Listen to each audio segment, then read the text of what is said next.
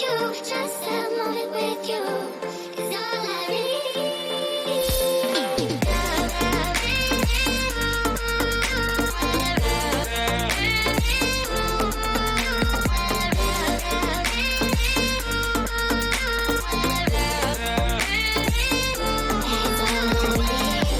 Don't wanna miss a thing, so stay wide awake. I only come out at night, but we'll still looking for sun. When I wake up, oh, I can't help but to wonder, is this even real? Is this what it feels like? Coming back to real, coming back to real life. Keep me in this daydream.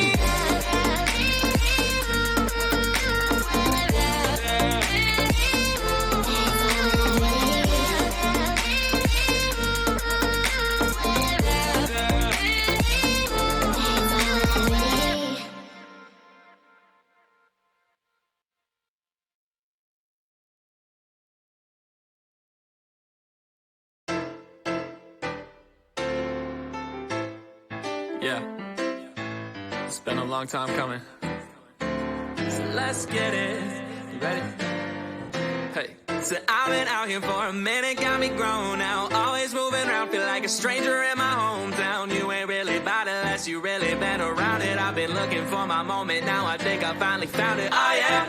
Well, things ain't go according to plan, so now I show the world I've been trying to hide. Won't act like I ain't scared to leave, but this right here's my therapy. I went through the dark and now there's light in my eyes. I just changed the way I see it. All I had to do is start believing. I made mistakes, I'm never gonna repeat it. I took a break, but now I'm never leaving. Yeah, I feel like something woke inside. Heartbeat working overtime. Everything was motorized, but now I'm up and more alive. So let my family know I'm fine and it's a new day. Cause there's a whole lot I gotta say.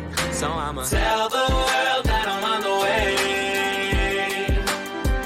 I promise when we're back we gon' celebrate. Yeah, yeah, baby, save the day. So raise your glass to them better days. Cause they're coming. I know I'm gone and it's getting late, but I'll be there, baby, save the day. Cooped up, I ain't left my place in a few months. I'm going back to basics like a crew cut. Feeling used up, but now I'm grooved, done grinding till I make a few bucks. Somebody do some, ayy. Yeah, I've been depressed, yeah, I've been a mess, but I guess you gotta hit your worst to make it to your best. And I still have my rainy days, I doubt those ever fade away. But I've been seeing color instead of all those other shades of gray, and I just had to find myself. I know life is great and I just needed to remind myself. Yeah, I remember that a flower don't stay in bloom all year long. So one bad day don't make it all go wrong. Opportunity knocks while I just hold the door. I know that I just gotta focus more, and I can finally see that heaven I've been going towards, with angels singing praises through these vocal cords. They wanted me to tell the world that I'm on the way. I promise when we're back we gon' celebrate. Yeah, yeah, baby, save the day. So raise your glass to them better days. Cause they're coming. I know I'm gone and it's getting late, but I'll be there, baby, save the day. This my soul in a vessel, through this whole instrumental. Every dough from the pencil, I'm a voice, not an echo. Yeah, this my wants and my fire, this my constant desire. This the sound of overcoming all those doubts in my mind. And it'll be worth it, it won't be perfect, but I'll have plaques and I'll have purpose. I'll have love and I'll have family, I'll have friends that understand me. I'll have a wife and a kids and a life for the rich, even though life getting shorter. One day I'll have it all, just not in that order. Tell the world that I'm on the way. I promise when we're back we gon' celebrate. Save the day. So raise your glass to them better days. Cause they're coming. I know I'm gone and it's getting late, but I'll be there, baby, save the day.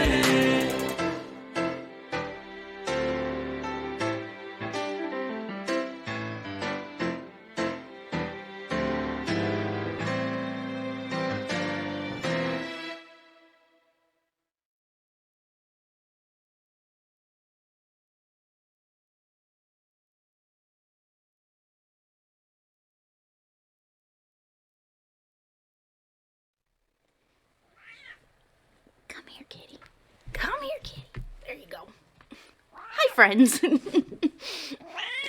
My cat needs some love right now, right when I started my stream. And she's a loud purr, so you can probably hear her through the microphone. How's everyone tonight? I'm good. Had a nice chill day at home. It snowed a little this morning, but it's supposed to snow more tonight. It just started snowing probably an hour or two ago, so. But I went to the store this morning to I was out of my soda, and I went to the store because I was like, oh, I need to get some soda if I'm going to be snowed into my house for a couple days. So I went to the store, and they were completely out of my soda, so I ended up having to go to the little coolers in the front and just buy regular Coke, because it was everyone went crazy. Anytime we have snowstorms here, it's insane because everyone goes to the store and buys out everything.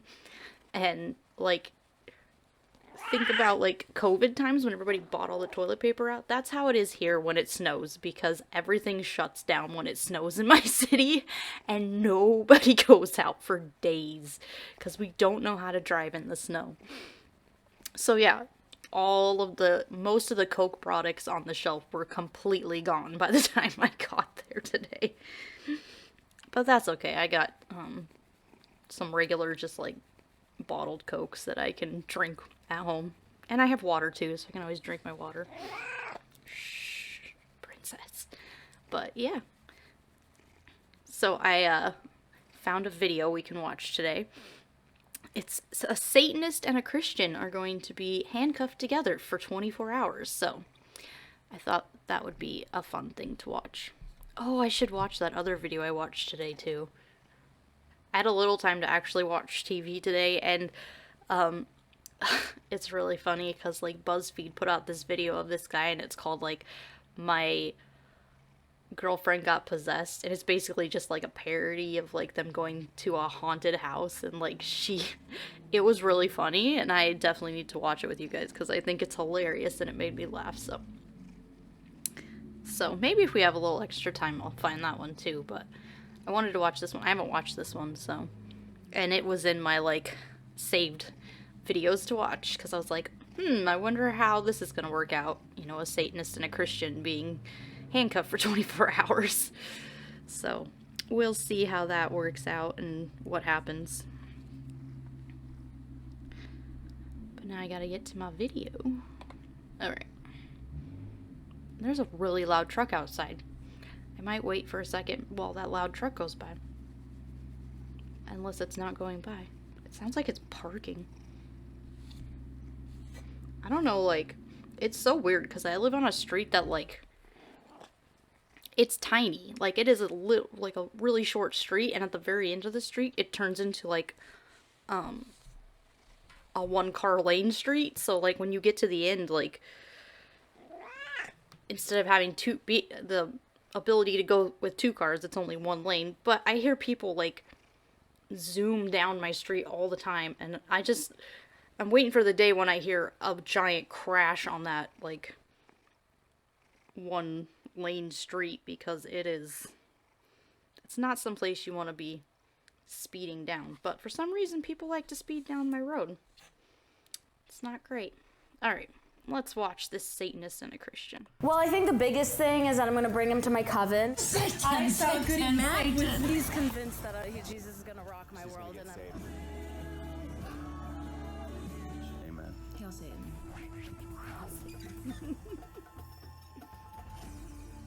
Hi, my name is Rachel, and I am a Satanist. And my name is Matt, and I'm a Christian. What I follow is Anton LaVey's Satanism, which is modern Satanism. Satan is just the Latin word for opposition. We don't believe in a deity. It's an overarching theme of unity with nature and self. So I'm a non-denominational Christian. I was brought up going to church every single week. I worship just by prayer. I worship by living my life and helping people. Honestly, I'm a little scared. I don't go to a... It is interesting, though, because I have to wonder what he thinks a Satanist is, because a lot of Christians that I grew up with, think Satanists actually believe in Satan, and they think it's a real thing. But most Satanists that I have talked to They don't actually believe in Satan. They just believe in, a lot of them are atheists or like non-theists, and a lot of them just like to claim Satanism because a lot of it is just trolling Christians and how Christians don't quite understand that like Satanists are basically using Satan as a symbol for like freedom and things like that, and they're more interested in like, they think that like Satanists actually like worship Satan and think he's a real deity and like sacrifice children to him. I mean, these were the kind, like the Satanic Panic. I don't know if you guys grew up in the Satanic Panic, but you know, in the 80s and 90s when I was growing up, that was a huge thing. Was like everybody was freaking out over like anything that had to do with Satan because they thought it was the Satanic Panic, and if you did anything that they thought was even certain like TV shows and stuff, if you watch them, like they were wrong because they were trying to get people to like believe in Satan, even though like Christians believe in Satan and most people outside the church don't believe that Satan is real. But the big thing is like the Satanic Panic was more like they were trying to get people to stop watching certain shows and stop playing certain games because they believed there was satanic influence behind these things. But it was all the Christians saying that, you know, it wasn't actual Satanists saying that. You know, Satanists do that to basically upset Christians because they know Christians will buy into the whole Satanism idea because they do believe in Satan and they think Satan is the ruler of this world and that he's going to destroy Christianity and destroy anyone who is on God's side, or try to destroy anyone who's on God's side. So it's really weird to think about because most Satanists are not theistic at all, and they don't believe in the being of Satan like Christians do. And it's hard to explain that to Christians because they don't get it. They don't understand what is actually happening. Alright, Kitty, you gotta get down. Get down. Alright. A party and be like, hello, it's me, the Satanist. But that has happened to me a lot with Christianity, where they're like, have you heard the good word? A lot of people around me had reservations about going, and I'm going, why not? It just gives us an opportunity to show everybody the love of Jesus Christ and the power of the Word of God. I'm super excited to meet Rachel. Hi. Hi. Hello. Hi, I to meet you. know Oh him. my God! Hold on. We know each other. We met at Diane's house. Oh! We met at Diane's Wow. house. Well, I think the biggest thing is that I'm going to bring him to my coven. We're going to chant together. I'm gonna be terrified. Well, I'm going to be hungover at your church, so Okay. I can match that. See, that's like how I was raised, where it was like anything satanic is terrifying. You don't go near it, you don't talk about it, you don't interact with any of it. Because if you let any influence in your life that's satanic, it could completely destroy your world, according to Christianity. Because Satan is always, you know, Satan is, according to the Bible, like a roaring lion. He's always looking for prey to, like, destroy and conquer. And oh, the Satanic Panic is strong in St. Louis. Oh man, that sucks. Yeah, it's crazy.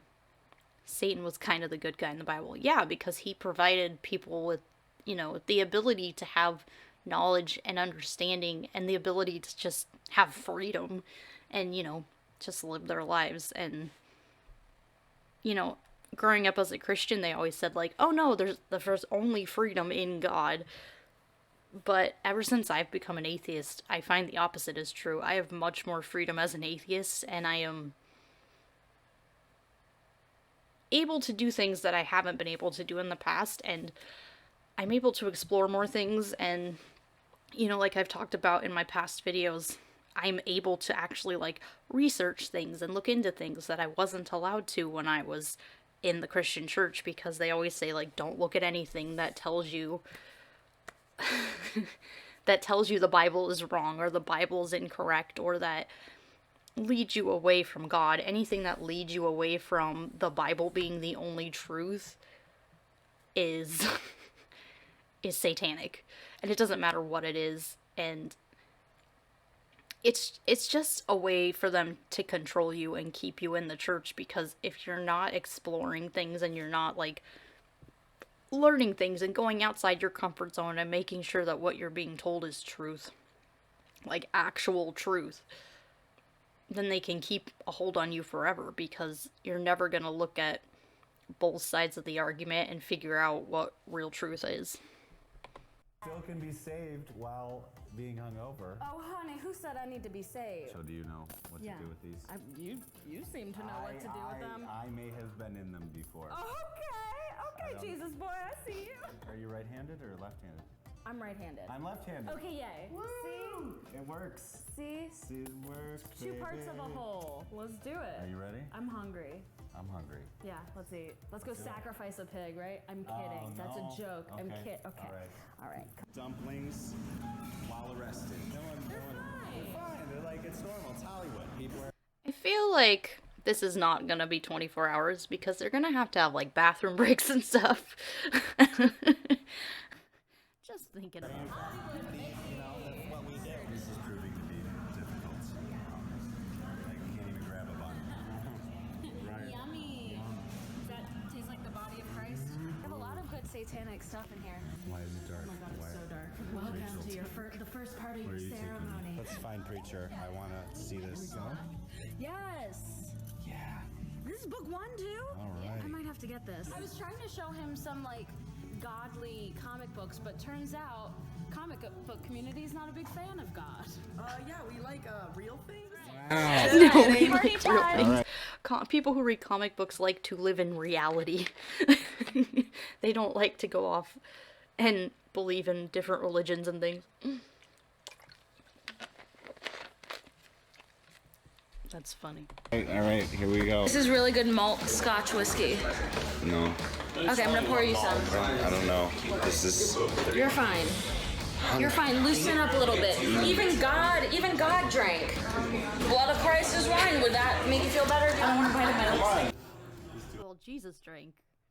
Actually, I don't know if it actually said Jesus ever drank. It just said that he like turned water into wine and stuff, but I don't know if it actually, well, I don't know if they like drink at the Passover or something. I guess that could be true.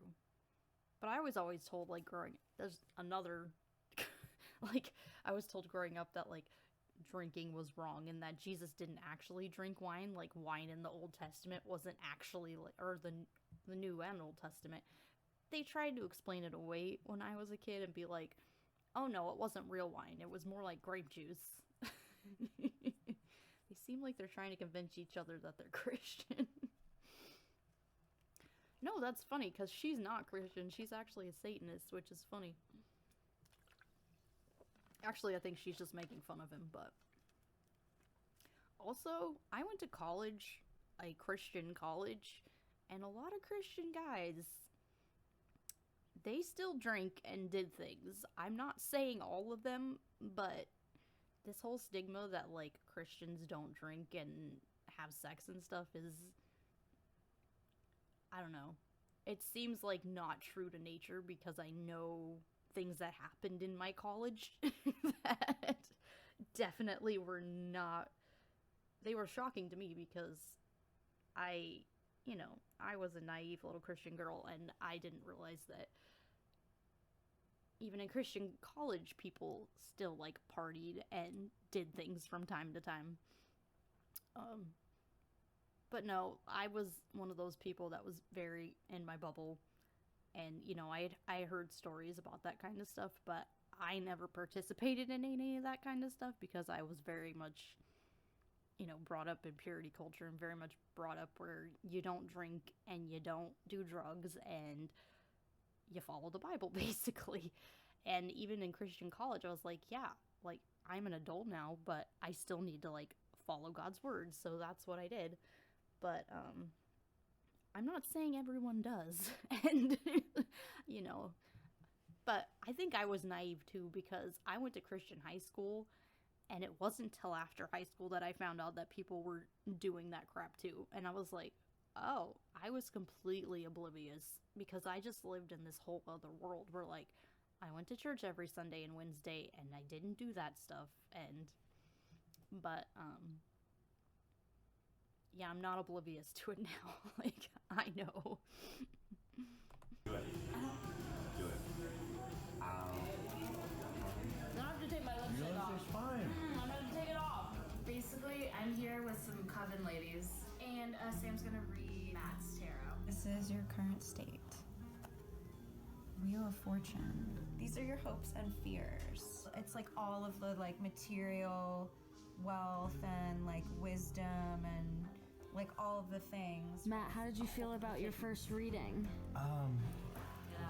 I don't know if this sways my life at all. Here. Oh. Look at this. Look at that.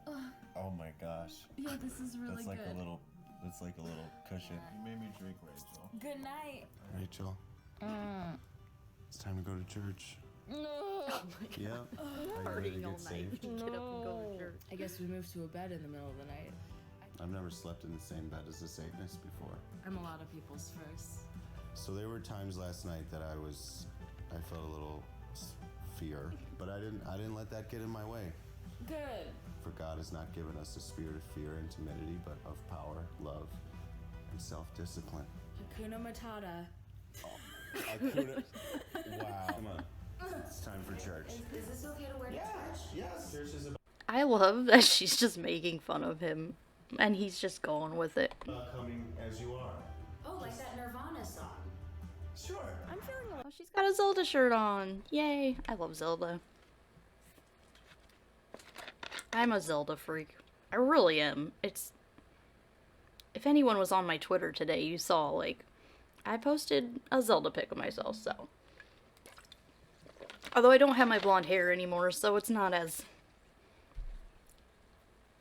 you know, realistic as I would have liked it, but I don't know. I like my dark hair. I think I like myself with dark hair better than blonde hair, so. A little weird, honestly. I'm not looking forward to this.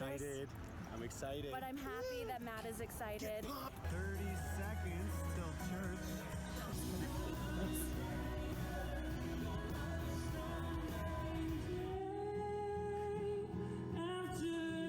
Marathon and LA Marathon. And I think you, so Lord, that you have long. beautiful things for us in store. That's how I In due feel. season you will reap if you faint not. How do you feel? How do you feel? You got saved. No, I You're the one that didn't. got saved. She totally got saved. No, I didn't. She rose her hand up high. Because you rose my hand up. That was a non-consensual Her praise heart hand. was so open. My heart was open. Did Not cool, dude. Not cool. I do okay? You did. You did. You did. What? Well, What's the hesitation? I did fine. There was a little bit of making fun, but hey. Hey, I'm sorry. I can't help It's but okay. laugh. It's okay. okay. The Lord has a sense of humor. He literally God was- has a sense of humor. He literally It's was all part talking of it. about the devil, and I couldn't help but laugh. Really appreciate being in an environment where people feel a sense of community and people feel empowered by a thing. If they need God to feel that way, great. I just don't happen to need God to feel that way. I feel that way every day when I wake up and I see myself in the mirror and I go, oh, hell yes, yes, queen. Good for her. Good for her.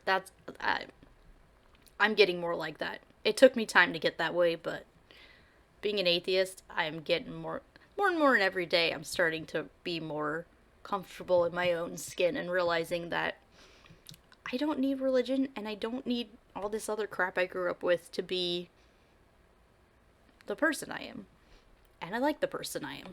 You certainly felt it in there. I definitely felt something Love in wings. there. Well, we're gonna go get food Yes. now. Post-church fuel up. Here we go. We Take got it in. traditional Mediterranean meal to appease Jesus. Well, my Sundays are a little different from this. I usually wake up late and then I go to brunch. There's no rest for the wicked. Guess not. You know me so well. I'm good and I'm bad. It'd be so funny if they started dating after this. Although I doubt she would date a Christian, because there's like, unless she can bring him to the dark side. Duality of man, as above, so below. You can't knock me from I this. like you more than I like you in this moment. Good. Can I give you a hug? No. Please? No. I love you. I love you too. I was actually really surprised at how genuinely nervous I was, and I really didn't know what to expect. I thought that I was gonna feel like a lamb to slaughter, and I kind of did, but it wasn't terrible. It was so much better than what I expected. It really was. The most important thing to take from this experience about Satanism in general is that it's not what you think it is. It's all about humanity and finding love and finding God within the people on earth and what you can share tangibly. I think that in the world that we live in today, Trump's America, the Muslim ban, and things like that, I just think that if I, a Christian, can be handcuffed to a Satanist for an entire weekend, I think our entire country can do the same and bridge any gap. One thing that I think both Christians, at least the church that we were at today, and Satanists have in common is that we need to unify as people. I'm going to miss Rachel so much. I am not going to miss this. I love you, and Jesus loves you. Amen. Hey! Does not want to be handcuffed to her for the rest of his life. I don't know, they seem fun. And, they enjoyed the time that they had together, even though she wasn't a huge fan of, the church stuff, and he wasn't a huge fan of, the satanic stuff. I think they're kind of right in the whole, just coming together in humanity in general, because I think a lot of times, that's the one thing that I struggled with a lot coming out of Christianity, is I feel like a lot of Christianity isn't so focused on humanity. It's focused on eternity. So humanity is lost in Christianity because people are so obsessed with getting people to the point that they can convert them so they can go to heaven and have this amazing life after they die. And a lot of churches,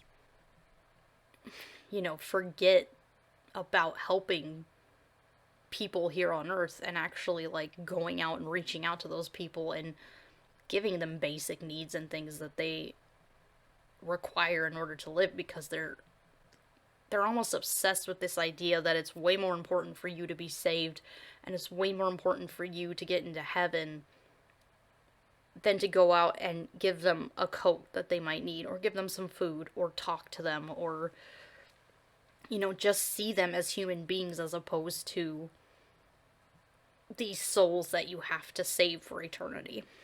And I've talked about that before, the Christian church. I'm not saying all Christian churches do it, but a lot of Christian churches are very much focused on less about helping people in human needs and more in spiritual needs. And I think that's something that needs to change within the church. And I saw it, at least in my generation and the people that I was friends with when I was still going to church, that was something that I definitely saw that was changing, was that the younger generation, my younger, I mean, I'm not young, I'm in my 30s, but, my generation and the generation after us were very much more focused on, yes, we want people to be saved, but first we want to help people,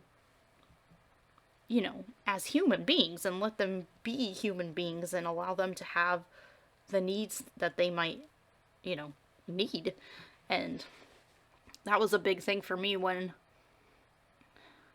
before I left the church, the 2 years before I left, the church that I went to, the people in my age started doing an outreach where we would do food and stuff in the community, because the community that church was in a very poverty-stricken community, and 50% of the kids that went to the school by our church are homeless. And not only that, but most of the people that went to that school in that community, I think they said there were I can't even remember. There were so many different nationalities, because that part of the city that the church was located in is where a lot of refugees go. So they had people from all over the place that lived in this little community by the church that we used to go to. And it was incredible to be able to be part of a nonprofit that like gave them, like, some of those families, the only meal they got that day in the summertime when we did that outreach program, that was the only meal they got all day, was the food that they got from the little lunch thing that we put on every Saturday in the summer for them. And then, you know, they had like playtime and all, and like they brought toys and they gave them like Christmas presents and stuff, like, and we had clothes and all kinds of things where we were really putting their humanity first and not thinking so much about, you know, these are lost souls or whatever. It was more about outreach and really showing them that we cared about them. And I get that a lot of the backing for that was to get a lot of these people to try to come to the church that we had in that community. But even so, I know there were a lot of like refugees over there that were like, they had a couple from like different African nations, and they had some that were like Muslim and some that were Russian. I can't even think of all of them right now, but there were so many different ones that it was amazing to see all these people come together and just enjoy life and not have this agenda that, you know, what I'm doing is to push this narrative that you need to believe in the God I believe in. And I don't know. It's also hard because the nonprofit that we were part of, like, the way they got around that is that they, you know, we did this thing over a certain amount of time in the summer, and then at the end of summer, they would send certain kids who would come every week to camp for free. And unfortunately, that camp was a Christian camp that basically preyed on kids in order to get them away from, you know, their parents and things. And basically, you know, Christian camp where you go and, well, if you don't know, if you weren't raised Christian, Christian camp is you go and, you know, you do all these fun things. You know, you go play on the river and you go swimming and you hang out with your friends, and they have all these activities and things you can do. But mixed in with all of that, they also have chapel like 3 times a day. And it really is to prey on kids because you're away from your family, you're meeting new people, you don't know a lot about the world because you're still young, and a lot of these kids were still in elementary school, and it was a way to get them to become Christian. And that's the part of the nonprofit that I wasn't a fan of the last year that I did it, because the first year I did it, like, I was still super Christian, and I was like, yes, we're going to save these people, and we're going to do this. And then the second year, because I had already, you know, committed to doing that, in the middle of, like, my deconversion, I still had committed to do it that summer. So, as someone who was slowly deconverting, I kept my word, and I continued to help out with that. But hearing people's stories about, you know, people being saved at the camps and stuff through that, I had a whole different perspective on it. And, you know, in my mind, I was doing it to help that community out, but at the same time, my inner, like, atheist who was slowly starting to emerge definitely had some issues in that whole area, and I was really frustrated to hear these adults basically being in awe that these kids had gone to camp and been saved. And I don't know, it just breaks my heart because I know they're all just manipulation tactics in order to get more people into the church. And it sucks because a lot of these adults believe that they're doing something right. They honestly, truly believe that what they believe and what they think is true is going to save these kids and is going to bring them to heaven. And it's not like they're trying to do it out of malice or hate or any of these things. It's just they're misinformed, and they're misinforming other generations. And unfortunately, you know, they're taught in church, the best way to do that is to latch on to kids and prey on kids. Because I think we did like a whole statistic. There was a whole sermon in my church about statistics and how, you know, kids 12 and under are way more susceptible to those kind of tactics and things because their brains aren't fully developed and they don't understand the world as much. So, you know, the church really pushes getting kids into the church during those, you know, younger years when they can control and form the kids' brains into making them into what they want them to be. And it's funny too, because in the sermon, like, they weren't denying that, you know, they didn't deny at all that this was a tactic used to prey on children. Like, they straight up said, like, get your grandkids, get your kids, get your great-grandkids, like, do whatever you can to get them to church, because after, you know, they hit, like, 11 or 12, like, the statistics say that it's harder and harder the older they get to basically brainwash them, which, looking back on that sermon now and going, what? Like, they were literally telling me exactly how they get people into the church and how the best way to do it is to get kids who are not able to really think about those things for themselves. And, you know, when they don't have parents around as much and things like that, they can get sucked into these groups because they don't have those people that teach them those critical thinking skills and be like, this is not how reality works. You know, you need to think about these things. You need to dive deep into them. You need to make sure that what they're telling you is true and what this book that they claim is true lines up with reality and lines up with what we know about the world. But a lot of kids don't have that, and they get sucked into these things. And it is sad because I think about all the adults today that probably were sucked into these religions as children, and they honestly believe it because they were sucked into it as children because somebody invited them to church or whatever.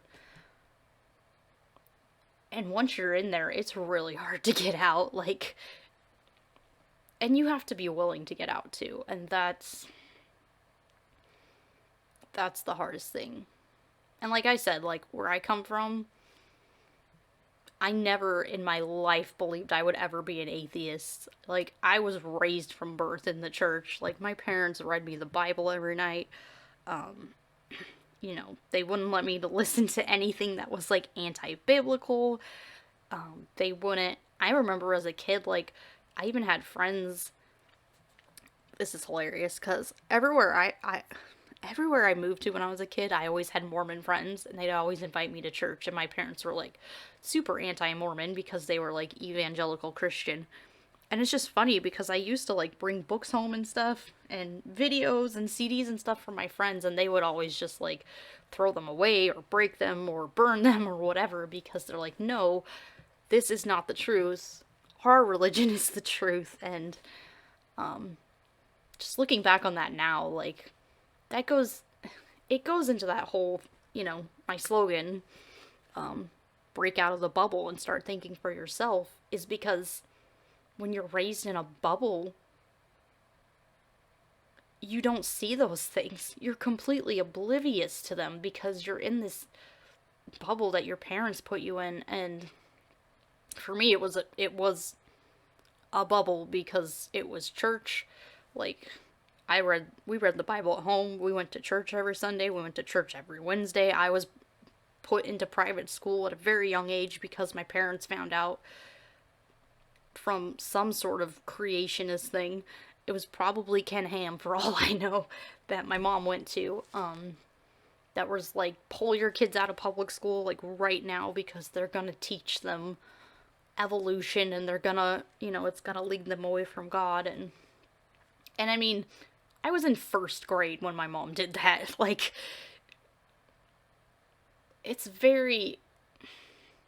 there's a lot of fear-mongering and a lot of just people being ridiculous because they don't want people to leave the church. and they don't want people to think for themselves. And you have to be willing to step out your comfort zone and go, do I want to know truth? Or do I want to live in a bubble for the rest of my life? And for me, like I've said in the past, my journey did not start with, like, oh, I'm gonna be an atheist. Like, no, my journey started because my husband left the church. And I went through a freaking crisis because I thought he was gonna go to hell and that God was gonna punish him. And, so, you know, I stepped up and went, you know what, I'm gonna prove to my husband. Is it a nice bubble? I didn't think it was a nice bubble because I very much hated it. Because I was one of those kids that hated getting in trouble, and I always felt like I could never, like, I felt like I had to be perfect. Like, all the time, I felt like I had to be perfect, and it sucked. But, you know, I didn't plan on leaving that bubble, even though it was really hard for me, like, growing up and always feeling like I had to be perfect and I was never good enough and all these things. But, you know, I never planned on breaking that bubble. I never planned on walking away from Christianity, you know. Instead, I, you know, went in search of truth, and I thought I knew the truth, and when I found out that, you know, all this truth that people were telling me about and backing up with so-called evidence, once I looked into that so-called evidence, I just realized that it wasn't just me being brainwashed, and it wasn't just me relying on other people. Most people in the church rely on other people to do the research and to believe it. And when you rely on other people to do that research and you rely on other people to tell you the truth, you don't know if they actually have the truth or not. You have no idea. You just believe it. And unfortunately, I realized from researching and from looking into things that I wasn't the only one brainwashed. Like, all the adults in my life were brainwashed the exact same way I was, and none of them had looked into the evidence. Or if they did, it was just apologetics, which, come to find out, when I actually read evidence for, you know, evolution and stuff, it was backed up by, like, real evidence that I didn't even know existed. And then I went to go find evidence for the Bible, and I realized that a lot of the things they claim in the church as evidence is really just hearsay, and there's nothing to back it up. It's 100% belief, and it's 100% faith. And a lot of the adults in my church, like, they always talked about faith being important. But for me, I felt like that was because, like, oh, we have to have faith to believe that Jesus rose from the dead, because that's not something that happens every day. As opposed to, oh no, we have to have complete and utter faith that anything in the Bible happened, because we have no evidence that any of it happened. Like, and taking that step and realizing, like, oh, it's literally not just, like, you have to have, like, just, like, tiny bit of faith and then the rest is backed up. It's like, no, your entire religion is based on faith, and you have to believe that these things happened without anything to back it up. And once I realized that, and I realized that we were all just in the same bubble, and we were all just doing the same things, like, we're all just following the motions because that's what we've been taught our whole lives. I was utterly appalled that basically all the adults in my life had lied to me and had brainwashed me into believing that what I believed had anything to back it up. Some religious people are good for a laugh. Yeah. No, but it hurts too, because it's not... Oh, thank you for following, Bluegrass Nerd. It sucks because, like, part of me was, like, super angry that the people in my life, not just like, you know, other kids and stuff, but adults in my life had basically lied to me. And then the other part of me was like, but I can't be mad at them either, because, like, they did the same thing I did my whole life. They trusted other people to tell them the truth. They believed that the other people in their life were telling them the truth. And they never questioned it.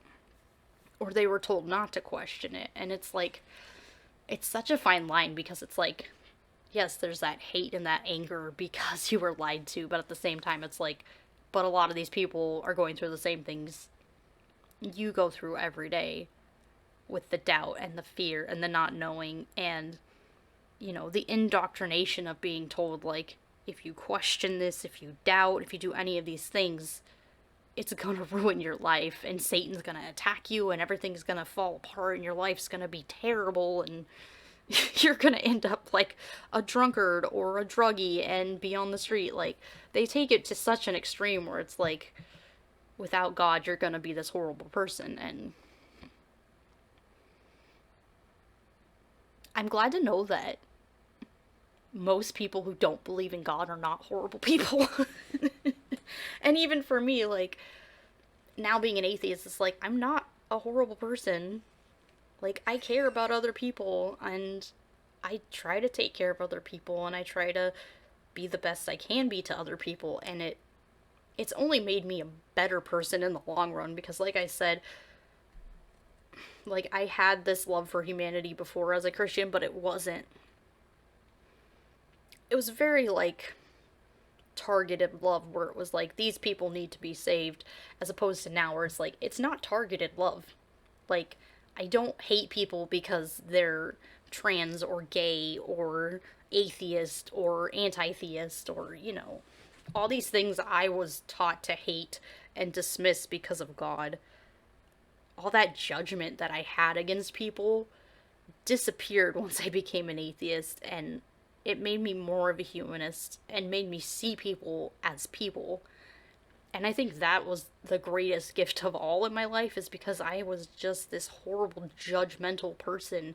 And it wasn't because I wanted to be, it's because I was literally taught that that is what, you know, God hates these people, so I have to hate these people too. And it's not, it's the whole, like, hate, like, love the sin, wait, hate the sin, love the sinner thing. I said that wrong. But, you know, that's what I was taught. Like, I have to hate the fact that these people are the way they are, because God says that's not okay. But I have to love these people too, because they need to be saved so they can be with God. Which doesn't make any sense, but that's the Christian way of thinking. And atheism freed me from that, because now I don't have to be judgmental of anyone, and I don't see people as sinners, and, you know, I see people as people, and I see them as who they are. Like whatever they want to be in life, they can be, and, you know, there's nothing holding me back. Love the Sin OnlyFans site title. Maybe. Yeah, I don't know what that's gonna be yet, but, yeah. Also, I'm not supposed to say that on here. I did say it, though. But, yeah, I definitely see things differently. And I'm a different person, too, because I'm not as judgmental on myself, either, and I'm more open to being a better person and loving people for who they are, as opposed to who God thinks they should be, or who Christianity thinks they should be. But, yeah. And I think getting rid of that whole sin identity, too, really helps, because once you get rid of that, like, sin identity, it's a lot easier to live life, because you don't have to, like, feel like everything you do is horrible and nothing you do is ever, you know, it doesn't live up to God's standards. Because I don't have to live up to anyone's standards but myself now, even if they're clowns. Yes, even if they're clowns, I still have to love them. No, I just love people in general now, and that judgmental aspect of my personality that was there because of my religion has been wiped away, and it's made me a better person in the long run. And you know, it's not only just like loving other people, but you know, loving yourself too. I feel like Christianity is such like, it has such a hatred for humanity in general, because it's not about humanity, it's about God. Like, God has to be the center of everything, and your humanity is basically disgusting and dirty and nasty, and God wants nothing to do with you because you're human. And breaking free from that whole identity and being like, I'm not like this disgusting dirty person, like I'm just a person. The more extreme churchgoers seem to think that life is like a Chick Trap album. Oh my god. No thank you. Yeah, I don't get that at all. I mean, I kind of do, because I grew up in that whole identity where it's like, yeah, everybody who's for God is good and everybody who's against God is bad. And you know, they don't have any gray areas in Christianity. It's very black and white, where it's like good guy, bad guy, like you're either a sinner or a saint, or you know, there's no gray areas for anything. And I think that's something that I struggle with liberal Christianity, because I feel like liberal Christianity allows a lot more gray areas, where like fundamentalism does not. Like, there's no gray areas at all. Like, these are rules you follow and you don't deviate from them. Like, you don't drink, you don't get tattoos, which depends on the church you go to. The churches I grew up in, like, you don't drink, you don't get tattoos, you don't smoke, you don't have sex before marriage, you don't look at porn, like, I don't know. They're very strict and very, like, rigid and very, like, you have to follow these things, even though, like, and that's the thing that always confused me, too, when growing up in the church, is because it's like, yes, you're very strict and you have to follow all these rules, but then they're sitting there telling you, like, but we don't need rules anymore, because Jesus came and he was the ultimate sacrifice, and all we have to do is pray this prayer. And it was like, well, if God, like, saved us because he sent Jesus, and Jesus died to take away all that sin, if I say, like, a prayer, then why does it matter what I do afterwards? Because I'm already saved. Like, and I don't know, that's the thing that always frustrated me, is because there was these two ideologies that always seemed to, like, butt heads from where I grew up, and it never made sense to me.